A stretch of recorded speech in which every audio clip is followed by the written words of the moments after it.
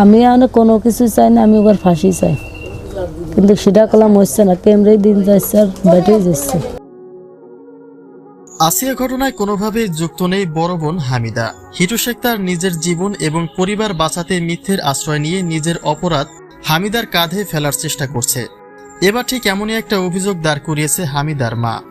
বড় বোন হয়ে আপন ছোট বোনকে কিভাবে হত্যা করা সম্ভব, এমন প্রশ্নই তুলেছে আসিয়ার মা।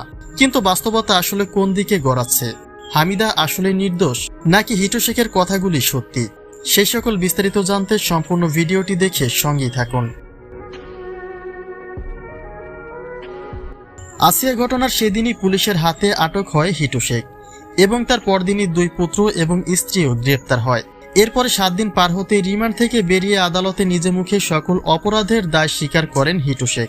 অতঃপর কেটে যায় দীর্ঘ 1 মাসেরও বেশি সময়।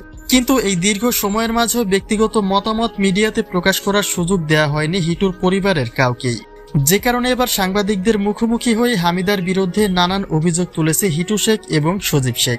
হিটুর দাবি, আসিয়া ঘটনায় সকল কলকাঠি হামিদার হাতেই রয়েছে, তাই শক্তভাবে হামিদাকে চেপে ধরলেই পুরো রহস্যটি উদ্ঘাটন করা সম্ভব এবং সত্যিকারের অপরাধীও বেরিয়ে আসবে অনায়াসেই।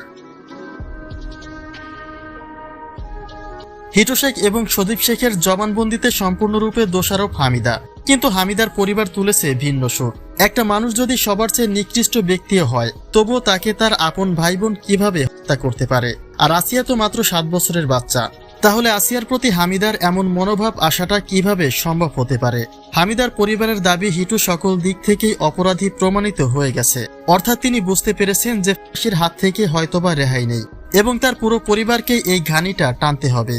যে কারণে আর কোনো উপায় না পেয়ে এখন নিজের দোষ হামিদার কাঁধে চাপিয়ে দেওয়ার আপ্রাণ চেষ্টা করে যাচ্ছে হিটু শেখ।